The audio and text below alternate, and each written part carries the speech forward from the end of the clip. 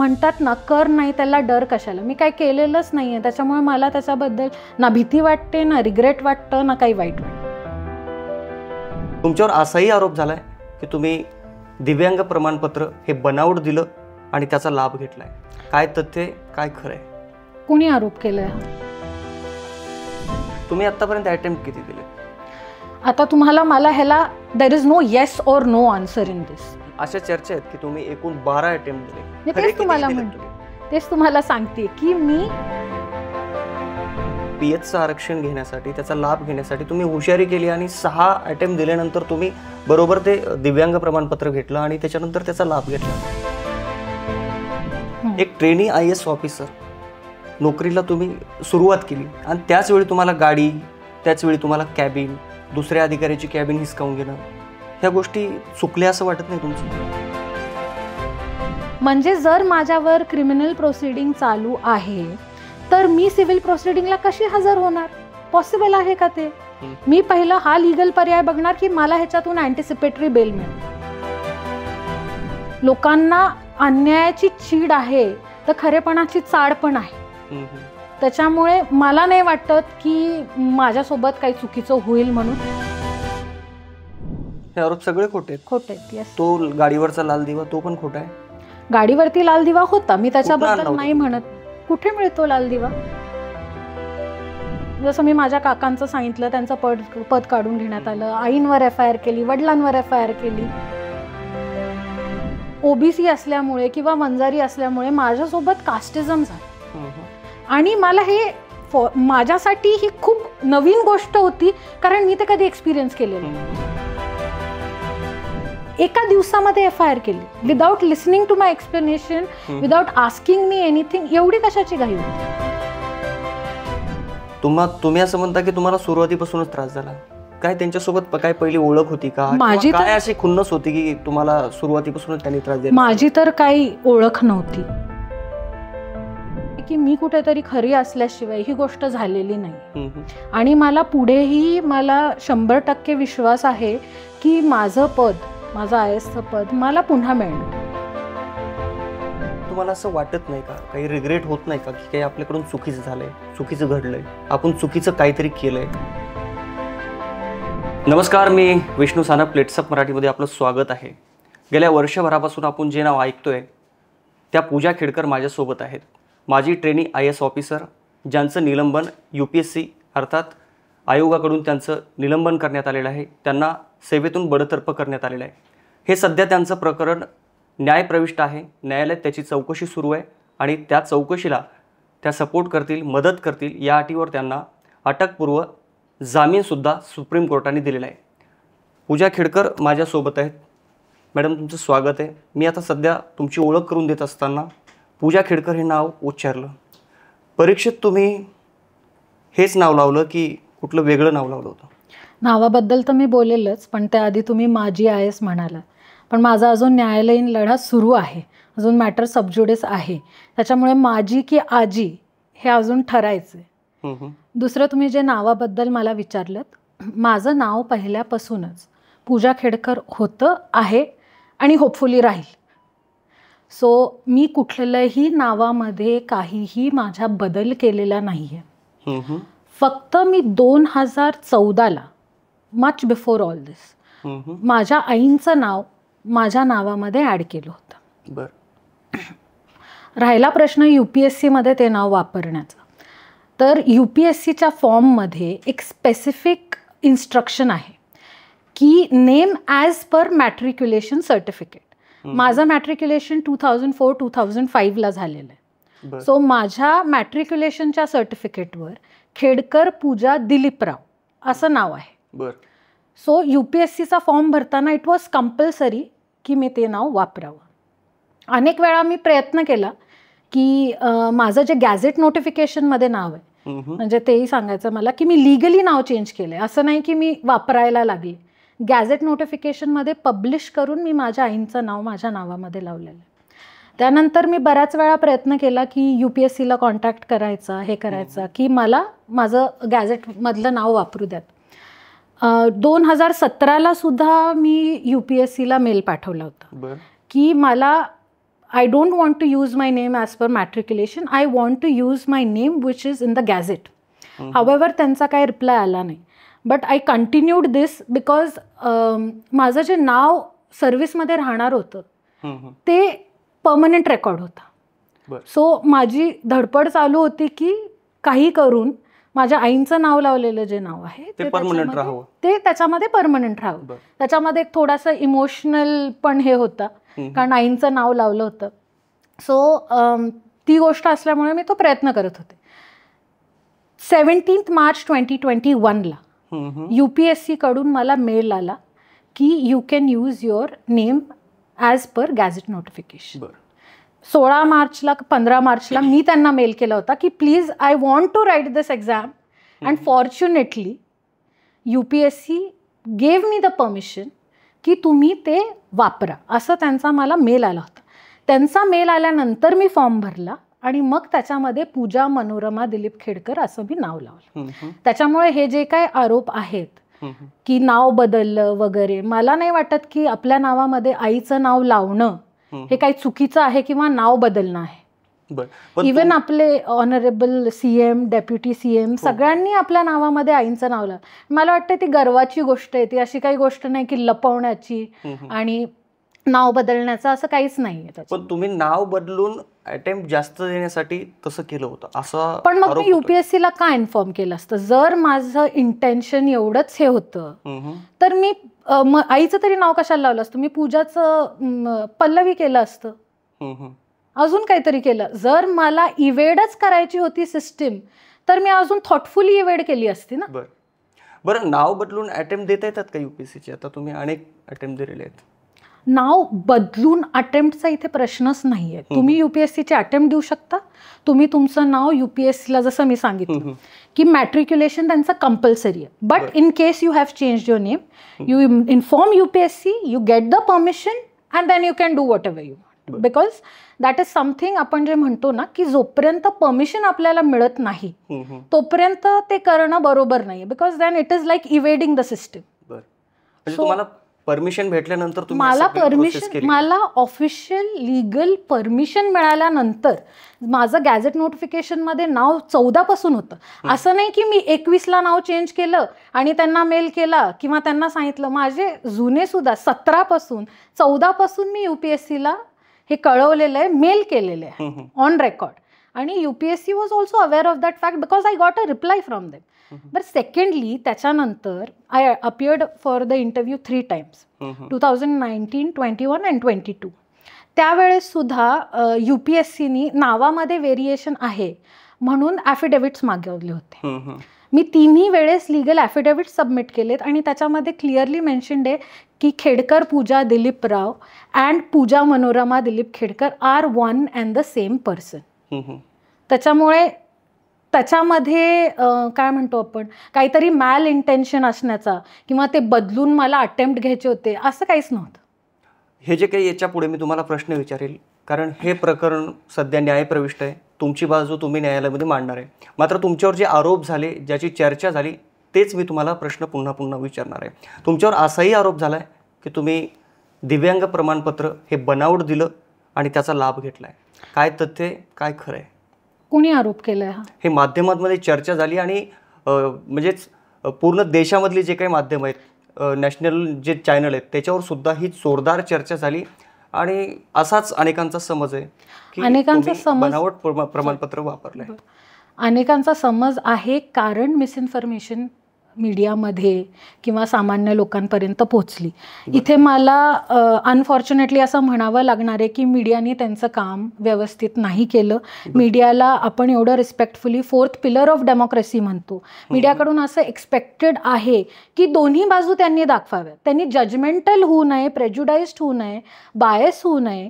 त्यांनी दोन्ही बाजू दाखवाव्यात आणि मग पब्लिकला ठरवू द्यावं की ह्याच्यामध्ये कुठली बाजू बरोबर आहे, कुठली चुकीची आहे. आणि ज्युडिशियरी तर आहेच आपल्याकडे ठरवण्यासाठी. पण झालं असं की मी आधीही हे म्हटलंय की थोडंसं म्हणजे आय विल टेल यू की this was never a battle of right and wrong, की ह्याच्यात चुकीचं बरोबर ही बॅटलच नव्हती. जर ती लढाई असती ना बरोबर आणि चुकीची तर मला एवढा सगळा त्रास झालाच नसता. कारण जो बरोबर असतो तर मला माहिती होतं की मी पहिल्यापासून बरोबर आहे, पण ही लढाई जी होती ना ती नरेटिव्हची लढाई होती. एक निगेटिव्ह नरेटिव्ह सेट केला गेला मिसइन्फॉर्मेशनमुळे. कोणाचा त्याच्यामध्ये आपण काय म्हणतो की काय मिसइंटेन्शन असेल, I have no idea, but wrong information was spread. UPSCच्या FIR मध्ये किंवा कुठल्याही ऑफिशियल चॅनल्स थ्रू, DOPT असू दे किंवा UPSC असू दे किंवा कुठल्याही कमिटीनी, कुठल्याही गव्हर्नमेंट चॅनलनी माझ्यावर असा कधीच आरोप केलेला नाही आहे की, म्हणजे आरोपही केलेला नाही आहे की मी चुकीचं दिव्यांग प्रमाणपत्र दिलं किंवा मी चुकीचं कुठलंही सर्टिफिकेट सबमिट केलं किंवा मी फेक, प्रत्येक ठिकाणी मीडियानी असं केले फेक IAS फेक IAS. पण हा अधिकार तुम्हाला दिला कोणी फेक IAS म्हणण्याचा? तुम्ही, you are legal system is innocent until proven guilty. मीडियाने मला आधीच गिल्टी प्रूव्ह करून टाकलं. मीडियानी, जनरल पब्लिकमध्ये पण ते परसेप्शन झालं. तुम्ही नॅचरल जस्टिस सुद्धा फॉलो करत नाहीये, हे खूप चुकीचं आहे. तुमच्यावर आरोप काय आहेत नेमके? FIR मध्ये काय, UPSCच्या काय आरोप आहेत? UPSCच्या FIR मध्ये मेजर एकच आरोप आहे की मी नंबर ऑफ अटेम्प्ट्स एक्सीड केले, बस एवढंच. हां. आणि त्यांचं हे म्हणणं आहे की they could not detect it because I changed my name. That is what UPSC has said in its FIR. However, as I told you, माझ्याकडे UPSCची स्वतःची परमिशन आहे to use my legally changed name. आणि दुसरा म्हणजे main त्यांचा हाच आरोप आहे की I exceeded the number of attempts. कुठलंही मी फॅब्रिकेटेड डॉक्युमेंट दिल्याचा किंवा फेक डॉक्युमेंट दिल्याचा असा कुठेही आरोप नाही आहे माझ्यावर. बरं, तुम्ही आतापर्यंत अटेम्प्ट किती दिलेत? आता तुम्हाला, मला ह्याला there is no yes or no answer in this, or there is no direct answer in this. हो, म्हणूनच तुम्हाला सांगते की तुम्ही, देर आर रिझर्वेशन्सबद्दल मी तुम्हाला सांगते. OBC, SC, ST हे जे रिझर्वेशन्स आहेत हे व्हर्टिकल रिझर्वेशन्स आहेत किंवा कास्ट बेस्ड रिझर्वेशन्स आहेत. बरोबर. आणि person with benchmark disability, ex serviceman किंवा अशा बऱ्याचशा ज्या कॅटेगरीज आहेत हे हॉरिझॉन्टल रिझर्वेशन आहे. सो माझ्या केसमध्ये असं झालं की 2018ला I unfortunately became a person with benchmark disability. Before that, though I had a disability, माझी डिसेबिलिटी लहानपणापासूनच होती. तर तुम्हाला थोडं अजून एक्सप्लेन करते माझ्या.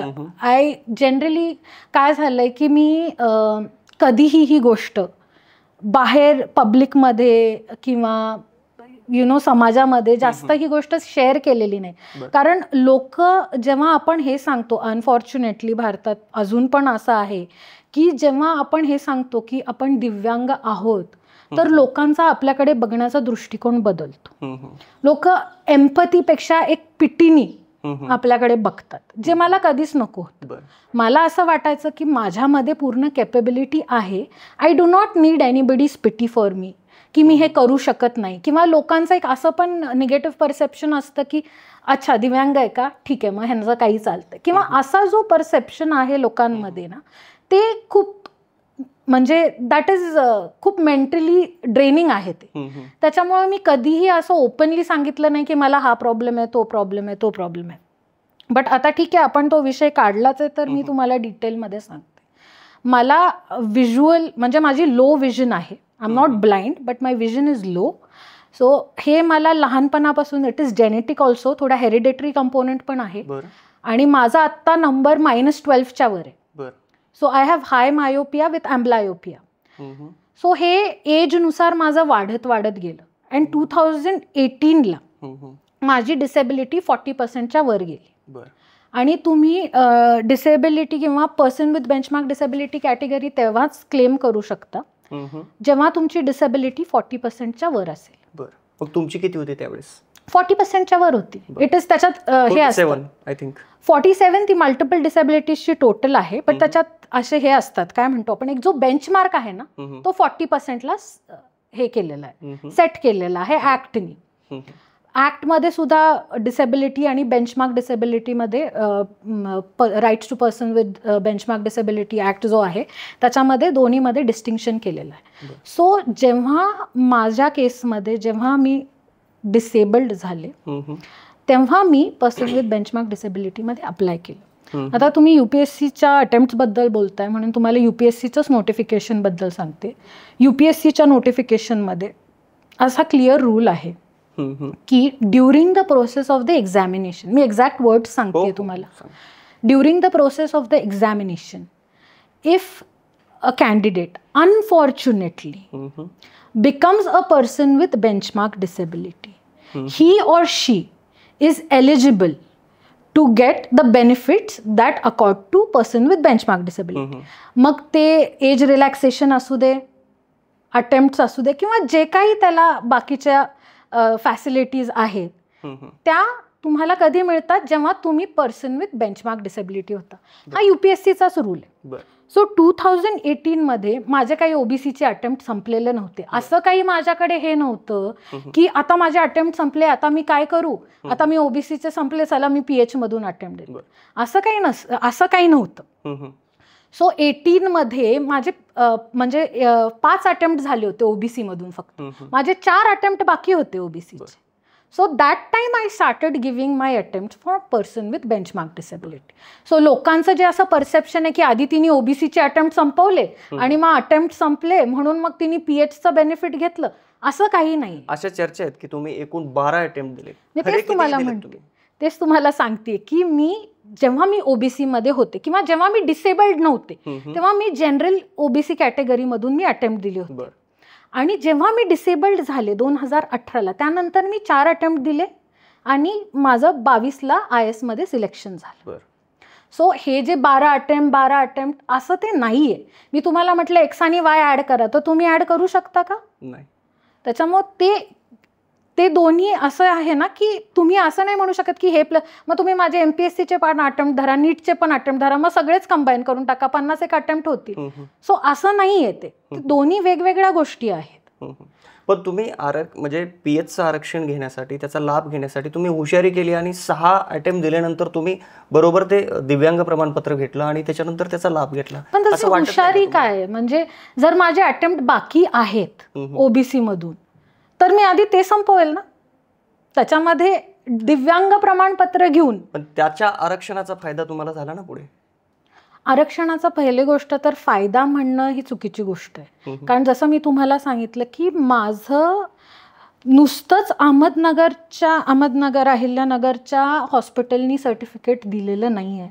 माझे 6 वेळा एक्झामिनेशन झाले. मी 2019ला जेव्हा इंटरव्ह्यू दिला तेव्हा सफदरजंग आणि एम्समध्ये माझं चेकअप झाले. 2021ला सफदरजंग एम्समध्ये झाले, 2022ला सुद्धा झालेलं. आणि प्रत्येक वेळेस मला म्हणजे फायनलला जेव्हा माझा ISचा अटेम्प्ट होता त्या वर्षी मोर दॅन 12 to 15 डॉक्टर्सचा पॅनल होता, त्यांनी मला 47% डिसेबिलिटी दिली. त्याच्यामुळे आता मी ह्याच्यानंतर सुद्धा जर लोकांचे असे आरोप होत आहेत तर त्याला कोणी काहीच करू शकत नाही. बिकॉज जर तुम्हाला, आणि तो बोर्ड मी नव्हता सिलेक्ट केला, मी काय जाऊन कुठले डॉक्टर सिलेक्ट केले नव्हते, तो UPSC आणि DOPTनी ऑफिशियली एस्टॅब्लिश केलेला बोर्ड होता. त्या बोर्डाने मला सर्टिफाय केलेलं आहे. तो official report UPSC DOPT publicly available आहे. त्याच्यामुळे खोटं वापरण्याचा आणि खोटं करण्याचा आणि त्याचा काहीतरी गैरफायदा घेण्याचा काही संबंधच येत नाही. पण तुम्ही एका मेडिकल टेस्टला, मेडिकल एक्झामिनेशनला तुम्ही गेले नव्हते आणि तुम्ही तारीख बदलून मागितली होती, काय याच्या पाठीमागचं कारण होतं? पहिली गोष्ट तर हे माझ्या ISच्या सिलेक्शनच्या वर्षीची गोष्ट नाही. कुठल्या म्हणजे तुम्ही IS झाला त्या परीक्षेची गोष्ट नाही, त्याच्या आधीची. माझं 2021 मध्ये माझा 679 रँक आला होता. त्या वर्षी मला IRS IT allocation according to merit I was getting IRS IT income tax. So PH मध्ये, हो PH मध्ये. त्या वर्षी असं झालं की माझी एक्झामिनेशन शेड्यूल्ड होती. सफदरजंगमध्ये माझी एक्झामिनेशन झाली, त्याच्यानंतर एम्समध्ये 15 दिवस माझी एक्झामिनेशन झाली. पण त्यावेळेस असं झालं की UPSCची 22ची जी मेन्सची एक्झामिनेशन होती ती त्यावेळेसच सुरू होणार होती. सो हे दोन्ही डेट्स एकच होत्या. डेट्स म्हणजे माझी डेट जरी आधीची असली तरी ते एक्झामिनेशन 15-20 दिवस, महिनाभर चालतं. 2022 मध्ये माझं PHचं एक्झामिनेशन 1 महिन्याच्या वर चाललं होतं. सो ती 1 दिवसाची प्रोसेस नाही की मी आज गेले आणि एक्झामिनेशन झालं. प्रत्येक डिपार्टमेंटमध्ये अनेक डॉक्टर्सकडून एक्झामिनेशन होतं. सो ती प्रोसेस चालू होती. सो मी UPSCला DOPTला दोघांनाही एक रिक्वेस्ट केली की 2 दिवसात माझी मेन्सची एक्झाम सुरू होती. I will appear for the mains examination and I will come back and continue my examination. आणि त्यावेळेस मला असं वाटलं नव्हतं की UPSCचीच एक्झाम आहे आणि UPSCचंच मेडिकल एक्झामिनेशन आहे तर त्याच्यात काही प्रॉब्लेम होईल, बिकॉज UPSC इज अवेअर की त्यांचे मेन्सची एक्झामिनेशन आहे. बरोबर. सो मला असं वाटलं नव्हतं की त्यावेळेस काहीतरी प्रॉब्लेम येईल. पण त्याच्या पुढे मी तुम्हाला जाऊन सांगते, मी तिथे आले नाही असं त्यांनी क्लेम केलं. त्याच्यानंतर मी मेन्स झाल्यानंतर पुन्हा गेले एम्समध्ये. मला ते म्हटले नाही आता आम्ही काही करू शकत नाही, तुम्ही DOPT UPSCकडे जा. मी इतक्या वेळा कॉन्टॅक्ट केला DOPT UPSCला, माझ्याकडे सगळे मेल्स आहेत, मला कुणीही काही रिस्पॉन्स दिला नाही. त्याच्यानंतर मला असं कळालं काही महिन्यांनंतर की माझं कॅन्डिडेचरच कॅन्सल केलं गेलं. कॅन्डिडेचर कॅन्सल केलं गेलं कळल्यावर मी कॅटमध्ये अप्रोच झाले.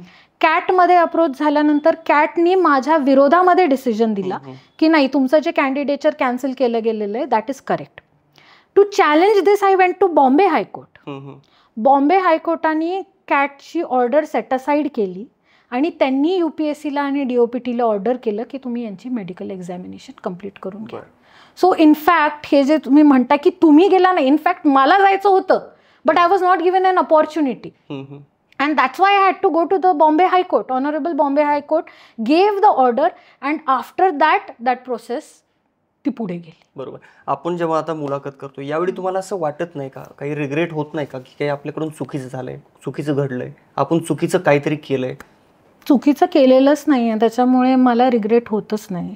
बिकॉज मी कुठलंही, जसं मी तुम्हाला सांगितलं ना, मी खोटं सर्टिफिकेट दिलंय, ना मी चुकीचं रिझर्वेशन घेतलंय, ना मी काहीही ह्याच्यामध्ये गैर केलेलं नाही आहे. प्रत्येक गोष्टीला इवन नावाचं असेल, मी UPSCकडून परमिशन घेतलेली आहे, त्यांनी मला परमिशन दिल्यानंतरच मी ही गोष्ट केली. त्याच्यामुळे ह्याच्यामध्ये मला काही चुकीचं वाटण्याचा, आणि म्हणतात ना कर नाही त्याला डर कशाला, मी काही केलेलंच नाही आहे, त्याच्यामुळे मला त्याच्याबद्दल ना भीती वाटते, ना रिग्रेट वाटतं, ना काही वाईट वाटतं. असंही बोललं जातं आता सोशल मीडियावर, चोरच्या चोर शिरचोर अशा पद्धतीने बोललं जाते. त्यांना काय उत्तर असणार आहे? आणि दुसरा याला जोडून असा प्रश्न, तुम्हाला आयोगाने बडतर्फ का केलंय? मग आता हे जे निगेटिव्ह कमेंट्स आहेत ना, जर कोणी मला न्यूट्रली ऐकलं, न्यूट्रली दोन्ही बाजू ऐकल्या, तर त्याला बोलण्यामध्ये अर्थ आहे. निगेटिव्ह कमेंट्सला काहीच एंड नाही. ट्रोलिंग हे सोशल मीडियावर आता ट्रेंड झालेलं आहे. त्याच्यामुळे कुणीची कितीही काही चांगली कामगिरी जरी असली तरी त्याच्यावर आपण बघतो, ऑपरेशन सिंदूरच्या वेळेस पण आपण बघितलं की ट्रोल केलं गेलं. त्याच्यामुळे निगेटिव्ह ह्याला आय डोंट थिंक की मला रिस्पॉन्ड करायची गरज आहे. माझं एवढंच काम आहे की मी माझी बाजू लोकांसमोर मांडावी, आणि त्याच्यामधून जर ते निगेटिव्ह होत असेल तर रिअली मला नाही वाटत की त्याच्यामध्ये मी काही करू शकते मग. आणि माझा ज्युडिशियल लढा तो तर चालूच आहे. आणि जसं ऑनरेबल सुप्रीम कोर्टांनी सांगितलं, त्यांनी पूर्ण रिव्ह्यू केलं, हायकोर्टाची ऑर्डर सेटअसाइड केली. त्यामुळे मला असं वाटतंय की मी कुठेतरी खरी असल्याशिवाय ही गोष्ट झालेली नाही. आणि मला पुढेही मला 100% विश्वास आहे की माझं पद, माझं IASचं पद मला पुन्हा मिळणार आहे. पण जिथून ही गोष्ट सुरू झाली त्या गोष्टीकडे मी, तुम्ही एक ट्रेनी IAS ऑफिसर नोकरीला तुम्ही सुरुवात केली आणि त्याच वेळी तुम्हाला गाडी, त्याच वेळी तुम्हाला कॅबिन, दुसऱ्या अधिकाऱ्याची कॅबिन हिसकावून घेणं, ह्या गोष्टी चुकल्या असं वाटत नाही तुमचं? मी आता तुमच्याकडे इकडे आली आहे स्टुडिओमध्ये, आता मी मला हे तुमचं केबिन हिसकवायचं आहे, पॉसिबल आहे? नाही पॉसिबल तर आम्ही तसं होऊ देणार नाही. कोण होऊ देत असतं, पहिली गोष्ट. आणि दुसरी गोष्ट, एका सिंगल पर्सनला, म्हणजे ॲटलिस्ट मला तरी असं पॉसिबल नाही आहे की मी कोणाचं तरी केबिन जाऊन बळकवणं, असं काही झालेलं नाही आहे. दुसरे हे जे म्हणतात की डिमांड्स, मी कुठलीही डिमांड केलेली नाही. पहिली गोष्ट तर जेव्हा आपण ऑफिसमध्ये कुठल्याही जॉईन होतो, नॉर्मल हे असते की मी बसू कुठे, की मला बसायला जागा कोणती, हे विचारणं पण गैर आहे का? नाही, बरोबर, विचारलं पाहिजे. जर मी एक, आणि प्लस त्याच्यामध्ये असं आहे की जर मी एक फिमेल आहे तर I need some space to sit, I can't just walk around the office.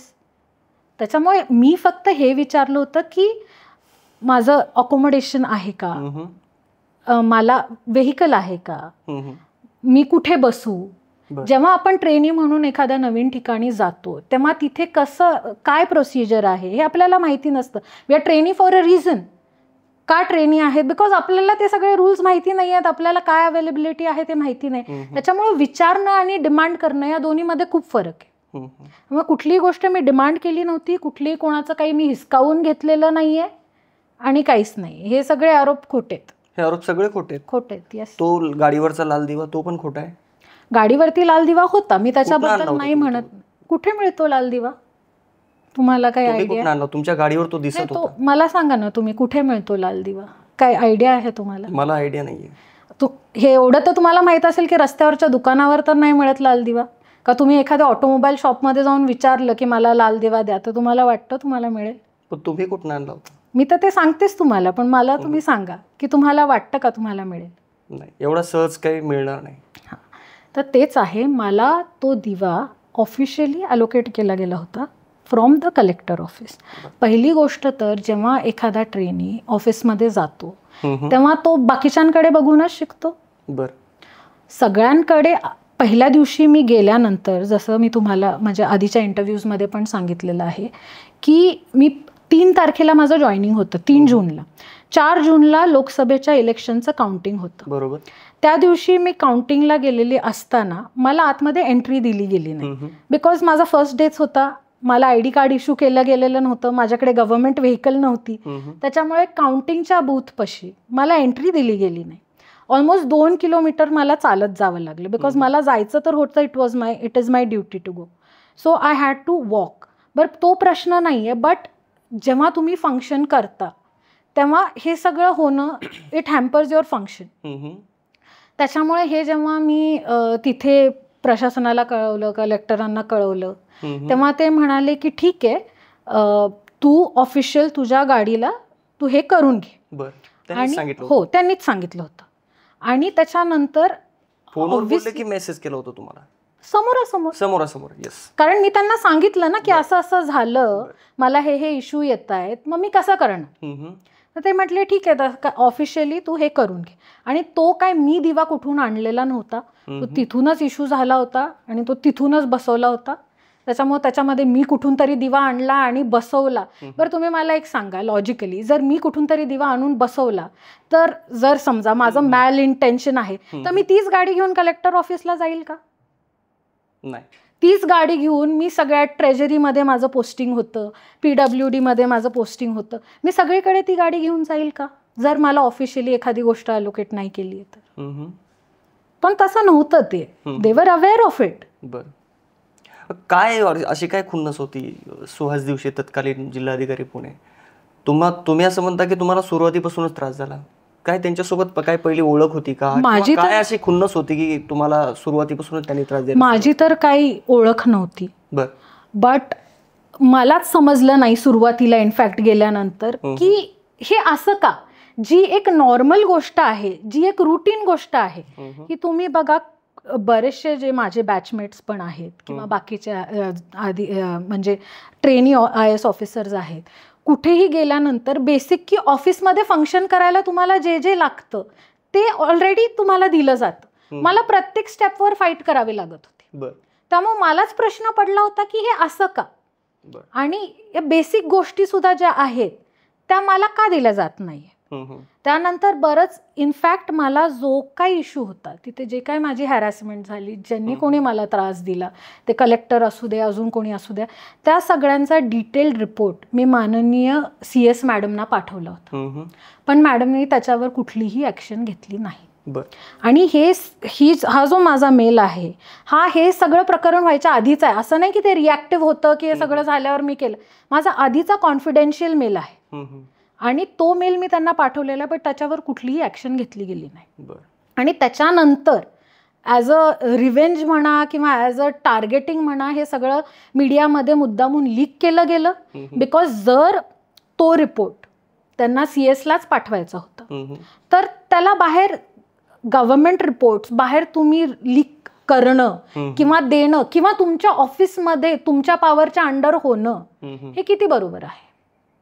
Plus त्याच्यामध्ये जर त्याच्यात मॅल इंटेन्शन नव्हतं ते लीक करण्यामध्ये, त्याच्यामध्ये तुम्ही PH ला सर्कल केलंय, तुम्ही OBC ला सर्कल केलंय, जर तुमचे काहीच इंटेन्शन नव्हते तर तुम्ही तुमचा रिपोर्ट तुम्ही GAD ला, जनरल ॲडमिनिस्ट्रेटिव्ह डिपार्टमेंटला पाठवायला पाहिजे होता. त्यांनी कारवाई केली असती, त्यांनी हे केलं असतं. मीडियाला हे देणं, त्याच्यामध्ये हे करणं, हे this is a form of revenge.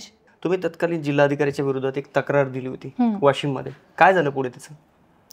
तक्रार मी दिली होती आणि actually I don't want to, म्हणजे मी तेच म्हणणार होते तुम्हाला, I don't want to openly discuss that because it is a sensitive topic आणि मला तो मीडियामध्ये पुन्हा शेअर करायचा नाही आहे. बट माझे जे काही त्याच्यामध्ये लिगल स्टेप्स आहेत त्या माझ्या चालू आहेत. बरं, अशी चर्चा होती की फार महागड्या गाड्या आहेत तुमच्याकडे. अर्थात आता जामिनाच्या आर्ग्युमेंटमध्ये पण त्याची चर्चा झाली. नॉन क्रिमिलियर यूज करणाऱ्या एका कॅन्डिडेटकडे इतक्या महागड्या गाड्या, म्हणजे वाटतं BMW असेल, थार असेल, अजून एक कार आहे तिचं नाव परत तुमच्या घडीची एक चर्चा झाली, तिथं आधीपासून सुरुवात होती. खरंच तुमच्याकडे गाड्या आहेत महागड्या? तर पहिलं तर तुम्ही मला OBC नॉन क्रिमिलेअरच्या मुळे हे विचारताय आता तुम्ही बोलला. पहिलं तर मी तुम्हाला हे सांगते की OBC नॉन क्रिमिलेअरचे तुम्हाला म्हणजे इन जनरल लोकांना रूल माहिती नाही आहेत. पहिली गोष्ट तर OBC नॉन माझं पहिलं तर त्याच्या आधी मला हे क्लिअर करायचंय, माझं सिलेक्शनच OBC मधून नाही. त्याच्यामुळे मी OBCचं सिलेक्शन, माझं selection person with benchmark disability मधून.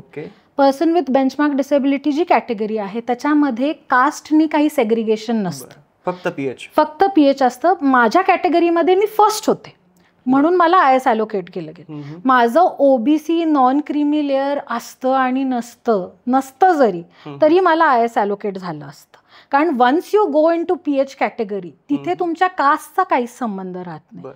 कॉमन मेरिट लिस्ट लागते सगळ्या PH कॅन्डिडेट्सची, जेवढे पण आहे सगळ्या PH कॅन्डिडेट्सची कॉमन मेरिट लिस्ट लागते आणि त्याच्यामधून सर्व्हिस ॲलोकेशन होते. त्याच्यामुळे मिसयूज केल्याचा प्रश्न तेव्हा येतो जेव्हा मी तो यूज केला. त्यामुळे मी सिलेक्शनला तो यूजच न केल्यामुळे त्याच्या मिसयूजचा प्रश्न येत नाही. दुसरी गोष्ट, माझी कास्ट वंजारी जी कास्ट आहे ती सेंट्रल लिस्टमध्ये OBCच्या अंडर येते. सो OBCचा आणि माझ्या इन्कमचा डायरेक्टली काही संबंध नाही. माझी कास्ट OBC मध्ये येते म्हणून OBC आहे. त्याच्या पुढे संबंध कशाचा आहे? नॉन क्रिमिलेअर आणि क्रिमिलेअर. नॉन क्रिमिलेअरचे रूल्स असे आहेत की तुमचं इन्कम, तुमचं पोस्ट किंवा तुमच्या प्रोफेशनशी नॉन क्रिमिलेअरचा काहीही संबंध नाही. Non creamy layer is based on your parents income. तो इन्कम पण excluding salary and agricultural income. Plus that is taken only for 3 years. समजा मी 22ची एक्झाम दिली तर त्याच्या आधीचे 3 वर्ष ह्याचा तो उत्पन्न धरला जातो. त्याच्यामुळे त्याच्यामध्ये ह्याला काही जागा नाही. दुसरी गोष्ट, तुम्ही माझ्या गाड्यांबद्दल बोलताय ते माझ्याशी रिलेटेड आहे. मी एक डॉक्टर आहे बाय प्रोफेशन, मी प्रॅक्टिस केलेली आहे. I have studied that, I have practised, I have actively practised every time. आणि त्याच्यामुळे मी माझ्या स्वतःच्या बळावर काय करते ह्याचा माझ्या OBC नॉन क्रिमिलेअरशी काही संबंध नाही. पण तरी तुम्ही आता माझ्या गाड्यांबद्दल विचारलंच आहे तर मी तुम्हाला अजून डिटेलमध्ये सांगते. मर्सिडीज बेन्झ 2003चं मॅन्युफॅक्चरिंग आहे. ती मी सेकंड हँड विकत घेतली होती. आता त्याला झालेत ऑलमोस्ट 20च्या वर वर्ष, ती आता चालत सुद्धा नाही. सेकंडली BMW, आपल्याला वाटताना मोठे मोठे नावं वाटतात बट मी घेताना ते सेकंड हँड घेतले. कितीला घेतले होते? मी मर्सिडीज 5 लाखाला घेतली होती आणि BMW 6-7 लाखाला घेतली होती. BMW आहे 2012चं मॅन्युफॅक्चरिंग, मी घेतली होती 2018-19ला. सो ती ऑलरेडी त्यांनी पण सेल याच्यासाठीच केली होती की 2-3 वर्षानंतर ती म्हणजे डिझेल कार असल्यामुळे नॉन वर्केबल होईल. तीही आता चालू कंडिशनमध्ये नाही आणि कुठलीच गाडी चालू कंडिशनमध्ये नसल्यामुळे मी थार घेतली. सो आणि तेवढं तर मी माझ्या अर्निंगमध्ये मी थार अफोर्ड करू शकते. बरं, आता ही सगळी केस तुमची न्यायालयामध्ये, न्यायालय तुम्हाला न्याय देईलच. पण तुम्हाला असं वाटतं का की तुम्ही पुन्हा याच्यातून सगळ्यातून बाहेर पडून पुन्हा तुमची सनद परत मिळवाल आणि परत IAS म्हणून काम करू शकता? हो, नक्कीच. कारण मला किती वाटतं? 200%. 200%? येस, 100%. कारण कोणी काय ॲलिगेशन्स केले ह्याच्यापेक्षा आपलं जे संविधान आहे, ऑनरेबल डॉक्टर बाबासाहेब आंबेडकरांनी जे ड्राफ्ट केलेलं आपलं कॉन्स्टिट्यूशन आहे, त्याच्यावर मला पूर्ण भरोसा आहे. बरं. नॅचरल जस्टिस आपल्या कॉन्स्टिट्यूशनचा इंटिग्रल पार्ट आहे. तुम्हाला सांगते, UPSCच्या केसमध्ये, म्हणजे जी केस झाली त्याच्यामध्ये मला बेसिक नॅचरल जस्टिससुद्धा दिला गेलेला नाही. 17 तारखेला मला शो कॉज नोटीस आली होती UPSCची की तुम्ही नंबर ऑफ अटेम्प्ट एक्सीड केले, सो 7 दिवसाची मला मुदत दिली होती रिप्लाय करण्यासाठी. आणि 18 तारखेला माझ्यावर FIR फाईल केली गेली. का? जर तुम्ही, ठीक आहे, तुम्हाला प्रोसिजर करायची, तुम्हाला वाटतं मी काही गुन्हा केला, तुम्हाला वाटतं मी चुकीचं केलं, तर there is a procedure established by law. आपण किती कोणी मोठा टेररिस्ट जरी असला तरी आपण त्याला लॉ प्रमाणेच सगळं हे करतो. इवन इन ग्रीवियस क्राईम्स, जसं आपण 2013ची निर्भया रेप केस बघितली असेल, due process of law follow केल्यानंतरच त्यांना शिक्षा दिली गेली होती, फाशी दिली गेली होती. जे काही माझ्या केसमध्ये ते सुद्धा फॉलो केलं गेलं. एका दिवसामध्ये FIR केली, without listening to my explanation, without asking me anything. एवढी कशाची घाई होती? 7 दिवस मला दिले असते, माझं एक्सप्लेनेशन घेतलं असतं, प्रोसिजर फॉलो केली असती तर मी समजू शकले असते. बट ते बेसिकसुद्धा केलं गेलेलं नाही. आणि मला माहिती आहे की मी काही चुकीचं केलेलं नाही. त्याच्यामुळे मला माहिती आहे की justice might be delayed but it cannot be denied. लोकांना अन्यायाची चीड आहे तर खरेपणाची चाड पण आहे. त्याच्यामुळे मला नाही वाटत की माझ्यासोबत काही चुकीचं होईल म्हणून. ठीक आहे, I suffered a lot. There was a negative perception लोकांमध्ये होतं, मिसइन्फॉर्मेशन होती. बट शेवटी आपण म्हणतो ना की सत्याचाच विजय होतो. तसं मला माहिती आहे, जेव्हा सत्य सगळ्यांसमोर येईल तेव्हा लोकांचं पण ओपिनियन बदलेल, 100% बदलेल. कारण लोक काही वेडी नाही. आपण काहीतरी दाखवलं, ठीक आहे, थोडा वेळ दिशाभूल होऊ शकते, लोकांना असं वाटू शकतं, परसेप्शन होऊ शकतं. But in the long term सत्य काय आहे, कोणाचं चुकलंय, कोणाचं बरोबर आहे, तोपर्यंत मला थोडा बॅकलॅश सहन करावा लागला तरी हरकत नाही. बट सत्य सगळ्यांच्या समोर येईलच. परत सनद भेटली तर कुठं जॉईन करायला आवडेल? मी वाशिममध्ये कामगिरी करत होते आणि मी मला वाशिमला जायला आवडेल. मराठी लिटरेचरचा तुम्ही आता बोलत असताना अनेक म्हणी असतील, वाक्प्रचार तुम्ही फार छानपैकी त्याचा वापर करताय. मेन्समध्ये कुठला ऑप्शनल तुमचा सब्जेक्ट होता? माझा आधी सोशॉलॉजी होता 18ला, त्याच्यानंतर 19ला मी अँथ्रोपोलॉजी घेतला आणि 22मध्ये I had one of the highest marks in anthropology. 285+ marks होते मला. सो माझा अँथ्रोपोलॉजी ऑप्शनल होता. हे सगळं सुरू असताना तुमच्या आईचा एक व्हिडिओ व्हायरल झाला. तुमच्या आई हातात बंदूक घेऊन शेतकऱ्यांच्या अंगावर जाताना दिसतात. काय ते प्रकरण नेमकं? त्या प्रकरणामध्ये पाहिलं तर एक तर तो व्हिडिओ अर्धाच दाखवला गेला. बरं. त्या व्हिडिओचं जर तुम्ही स्टार्टिंग पाहिलं तर ते लोक काठ्या घेऊन आईच्या अंगावर धावून आले होते. बरं. पहिली गोष्ट तर हे पण नाही बघितलं गेलं की तो व्हिडिओ शूट कुठे केलाय. तो व्हिडिओ माझ्या आईच्याच जमिनीमध्ये शूट केला. जर आई बंदूक घेऊन त्यांना धमकवायला गेली असती तर ती जमीन त्यांची पाहिजे होती, ती आईंची जमीन होती. ते लोक की नाही आपल्याला इथे त्या गावामध्ये असं होतं की बाहेरच्याला कोणाला येऊ द्यायचं नाही, बाहेरचं कोणीतरी आलंय किंवा ते त्यांच्या जमीन कसतायत हे बघून लोक काठ्या घेऊन आले. इवन त्या केसमध्ये सुद्धा माझ्या आईंनी त्यांच्यावर ना गन पॉइंट केली ना काही त्यांना हे केलं. फक्त तिच्याकडे सेल्फ डिफेन्समध्ये तिच्या हातामध्ये गन होती.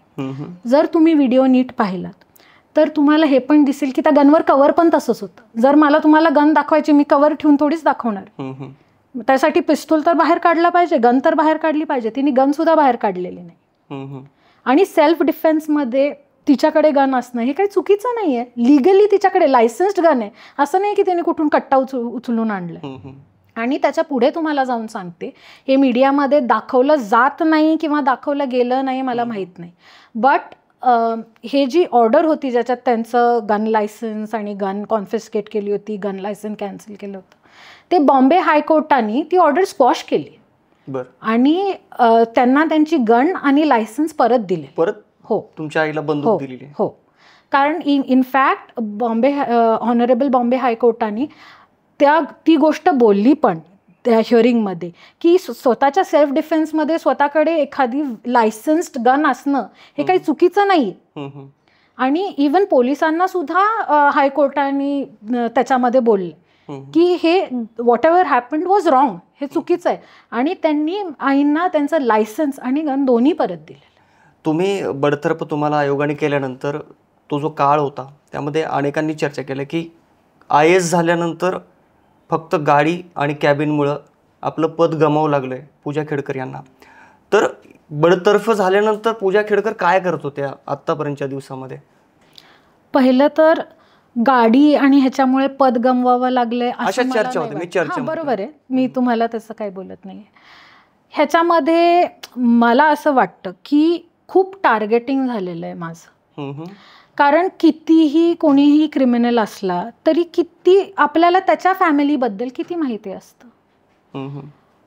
कुठली आता तुम्ही कुठली रिसेंट केस काढून बघा तुम्ही. बरं एवढंच जाऊ द्या, तुम्ही मला सांगा कसाबच्या आईवडिलांबद्दल तुम्हाला माहिती आहे का? त्यांनी तर आपण biggest crime, terrorism is considered to be a crime against humanity. म्हणजे कुठल्या स्टेटच्या विरोधातला तो क्राईम नाही आहे, तो ह्युमॅनिटीच्या विरोधातला क्राईम आहे. तुम्हाला त्यातला किती बहीण भाऊ आहेत, आई वडील काय करतात, त्यांच्या आई वडिलांनी काय काय त्यांच्या आयुष्यात गुन्हे केलेले आहेत, तुम्हाला काय आयडिया आहे? पब्लिकला काय? कसाबसे का कम्पेअर करताय? कारण दॅट इज द वर्स्ट, मी सांगते वर्स्ट क्राईम. मी कम्पेअर एवढ्यासाठी करते कारण सगळ्यांना माहिती की that is the worst crime humanity can face, terrorism. ते केलेलं असून सुद्धा त्याच्या फॅमिलीपर्यंत मीडिया गेली नाही किंवा त्या गोष्टी गेल्या नाही. तर माझ्याच फॅमिलीमध्ये का? आणि ते पण त्याच वेळेत का? ती गोष्ट, तो जो व्हिडिओ होता, ती गोष्ट 2 वर्षापूर्वी झालेली. तो व्हिडिओ तेव्हाचा नाहीये, 2 वर्षापूर्वीचा तो व्हिडिओ आहे. त्याच्यावर माझ्या आईंनी FIR केलेली त्या लोकांवर जे काठी घेऊन धावून आले होते. त्याच्याबद्दल कोणी बोललं नाही. ती FIR नंतर घेतली गेली. जर एखाद्या गुन्ह्याला 2 वर्ष झाले, 2 वर्षामध्ये त्यांना कळलं नाही का FIR करायचं, तुम्ही नंतर हे सगळं सुरू झाल्यावर FIR घेतली. ह्याला टार्गेट माझ्या वडिलांचं तर तिथे ते नव्हते, पण तिथे फिजिकली प्रेझेंट पण नव्हते, तरी त्यांच्यावर FIR केली गेली. बरं एवढंच काय, माझे काका BJP मध्ये त्यांनी 25 वर्ष काम केलं होतं, त्यांचं पद काढून घेण्यात आलं. म्हणजे इथपर्यंत गेलं ते. मग तुम्ही विशेष काढला आता राजकारणाचा, काय सपोर्ट होता का कुठल्या पॉलिटिकल पार्टीचा तुम्हाला किंवा नेत्याचा?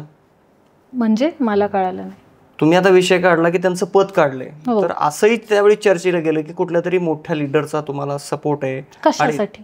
ह्या सगळ्या गोष्टीसाठी, तुमच्या प्रोसेससाठी, ह्या सगळ्या म्हणजे तुम्ही IAS झाल्या तिथपर्यंत अशाही चर्चा झाल्या. मी चर्चा असतील, बरोबर आहे, बट मला माहिती, मी माझ्यावर आरोप करत नाहीये, पण अशा चर्चा घडल्या. करा तुम्ही आरोप, काही हरकत नाहीये, बिकॉज मला माहिती मी ती गोष्ट केलेलं नाही. ते आरोपच आहे, ते सिद्ध होऊ शकत नाही कारण ते झालेलं नाही. आणि मी कुठल्याही गैरमार्गाने IAS झालेली नाहीये. मी माझ्या मेरिटच्या बेसिसवर IAS झालेली आहे. अँड मला त्या गोष्टीचा म्हणजे गर्व नाही आहे, पण मला त्या गोष्टीचा अभिमान आहे की मी माझ्या सेल्फ मेरिटवर IAS झालेली आहे. आणि त्याच्यामुळे कोणाचा सपोर्ट असण्याचा किंवा कोणाचं काय असण्याचा तिथे काही संबंध नाही. शेवटचा प्रश्न, तुमचे वडील राजकारणाशी पण संबंधित आहेत, तर त्यांनी लोकसभेची निवडणूक देखील लढवली अहिल्यानगरमधून. सो त्याचा काही तुम्हाला फटका बसला किंवा इंटेन्शनली तुम्हाला टार्गेट केलं गेलं? टार्गेट मी जसं तुम्हाला म्हणते की टार्गेट डेफिनेटली केलं गेलं, कारण एवढ्या सगळ्या ठिकाणून, इनफॅक्ट माझ्यावर FIR कुठल्या गोष्टी आहेत बरं की तुम्हाला असं वाटतं की तिथे खरंच तुम्हाला टार्गेट केलं गेलं? जसं मी सांगितलं की माझ्या आईवडिलांचा तिथे काही संबंध, जर मी गुन्हा केला, जर मी काहीतरी चुकीचं केलं असं तुम्हाला वाटतंय, म्हणजे जनरल पब्लिकला वाटतंय, तर ती गोष्ट माझ्यावर व्हायला पाहिजे होती. कारवाई फक्त माझ्यावर व्हायला पाहिजे होती. ह्याच्यामध्ये माझ्या आईवडिलांना इन्व्हॉल्व्ह करून त्यांच्यावर हे करणं, त्याची छोटीशी गोष्ट तुम्हाला सांगतेय. माझ्या घराच्या बाहेर झाडं लावलेली होती त्याला, पुण्यामध्ये. त्याला आळा आपण जो म्हणतो ना, तो विटाचा आळा घातला होता. ते जस्ट ते झाडं प्रोटेक्ट करण्यासाठी. ते अनधिकृत आहे हे म्हणून घराची भिंत तोडायला आले. हे टार्गेटिंग नाहीये तर काय? तुम्ही एखादा फुटपाथवर होतं म्हणून कारवाई केली, बरोबर आहे तुमचं, पण त्याच वेळेस का 2002-03 पासून होतं? जर टार्गेटिंग नाहीये, मी नाही म्हणत कारवाई करू नका. 7 दिवसाची नोटीस नाही दिली, 14 दिवस मिनिमम देतात कुठल्याही. तुम्ही एक जनरल प्रोसिजर आहे की 14 days दिले जातात की तुम्ही काढून घ्या, नाहीतर आम्ही कारवाई करू. ती कुठलीही प्रोसेस झाली नाही. डायरेक्ट आम्हाला नोटीस आली की तुमचे हे तोडायला बुलडोजर येणं किंवा जे काय आहे ते. ती गोष्ट झाली. जसं मी माझ्या काकांचं सांगितलं, त्यांचं पद काढून घेण्यात आलं. आईंवर FIR केली, वडिलांवर FIR केली. आणि त्याच वेळेस जेव्हा ही FIR केली तेव्हा माझ्यावर सिव्हिल प्रोसिडिंग पण सुरू केली. म्हणजे जर माझ्यावर क्रिमिनल प्रोसिडिंग चालू आहे तर मी सिव्हिल प्रोसिडिंगला कशी हजर होणार? पॉसिबल आहे का ते? मी पहिला हा लीगल पर्याय बघणार की मला ह्याच्यातून अँटिसिपेटरी बेल मिळेल. ती अँटिसिपेटरी बेल जी जुलैमध्ये सुरू झाली ती मला आत्ता 21 मेला मिळाली. म्हणजे I was not even given the opportunity to be present for my civil cases. कारण जर क्रिमिनल केस असेल तर तुम्ही सिव्हिल केसला कसं प्रेझेंट असू शकता? सो खूप ठिकाणी असं टार्गेटिंग झालं. आणि म्हणजे मला राजकीय त्याच्यामध्ये असू शकतं बिकॉज माझे वडील लोकसभेला उभे राहिले होते आणि त्याच्यानंतरही ह्या सगळ्या गोष्टी सुरू झाल्या. बिकॉज मध्ये इलेक्शन झाले होते, त्यानंतरच हे सुरू. ह्याच्या आधीही माझं सिलेक्शन झालं होतं. ह्याच्या आधीही मी साईमध्ये सुद्धा माझं सिलेक्शन झालं होतं, स्पोर्ट्स अथॉरिटी ऑफ इंडिया. तिथेही मी जॉईन केलं होतं. त्याच्यानंतर माझा परत रँक आला. मग ह्या सगळ्या गोष्टी त्याच वेळेस येणं, एवढं सगळं टार्गेटिंग, एवढं सगळं एकाच वेळेस, म्हणजे तो खूपच खराब पिरियड होता. आणि त्याच्यामध्ये मला एकटीलाच नाही, माझ्या पूर्ण फॅमिलीला टार्गेट. मी पुन्हा तुम्हाला तोच प्रश्न विचारतो. लोकसभा निवडणूक वडिलांनी लढली, त्याचा तुम्हाला फटका बसलाय असं वाटतं? मला असं वाटतं की इथे माझ्या वडिलांनी नुसतीच लोकसभा निवडणूक नाही लढली, त्यांनी बरेचसे OBC साठी आंदोलनं पण केले होते. आणि मला म्हणजे माझी वाढ अर्बन एरियामध्ये झाली, त्याच्यामुळे caste was not a reality for me. पण जेव्हा हे सगळं घडलं तेव्हा मला हे कळालं की इथे कास्टिझमचा पण खूप मोठा रोल आहे. माझ्यासोबत खूप ठिकाणी OBC असल्यामुळे किंवा वंजारी असल्यामुळे माझ्यासोबत कास्टिझम झालं. आणि मला हे माझ्यासाठी ही खूप नवीन गोष्ट होती, कारण मी ते कधी एक्सपिरियन्स केलेलं नव्हतं. सो खूप त्याच्यामध्ये गोष्टी आहेत. एक तर टार्गेटिंग पण झालं, माझी पहिल्या दिवसापासून हॅरॅसमेंट झाली, पॉलिटिकल पण त्याच्यामध्ये हे झालं. त्यामुळे खूप साऱ्या गोष्टी त्यावेळेस इन्व्हॉल्व्ड होत्या. धन्यवाद. तुम्ही आमच्या सगळ्या सडेतोड प्रश्नाची सडेतोड उत्तर दिले. शेवटी जाता जाता तुम्हाला काय आवाहन करायचं, काही बोलायचं का? कुसुमाग्रजांची एक कविता आहे, तर त्याच्यामध्ये असा स्टॅन्झा आहे, मोडून पडला संसार तरी मोडला नाही कणा, पाठीवरती हात ठेवून फक्त लढ म्हणा. आणि मी तेच करणार आहे. Thank you so much. सोशल मीडियाच्या भाऊ गर्दीत विश्वासार्हतेने चकाकणारे नाव म्हणजे लेट्सअप मराठी. सगळ्यांना, सगळ्या नागरिकांना ती स्पीच, ती लेट्सअप वरील मुलाखती म्हणजे विचारांचा खजिना. त्यानंतरच्या निवडणुकीमध्ये मला सोडून गेले. बातम्या केवळ वस्तुस्थिती सांगणाऱ्या, न प्रोपगंडा, फक्त जनतेचा अजेंडा. क्योंकि आने वाला कल जाने वाला है, जाने वाला कल आने वाला है. राजकारण, मनोरंजन असो की क्रीडा क्षेत्र, महाराष्ट्राची स्पंदने संवेदनशीलतेने टिपणारे माध्यम म्हणजे लेट्सअप मराठी. जगासोबत एक पाऊल पुढे राहण्यासाठी लेट्सअपचे ॲप, सोशल मीडिया आणि वेबसाईट सोबत कनेक्टेड रहा.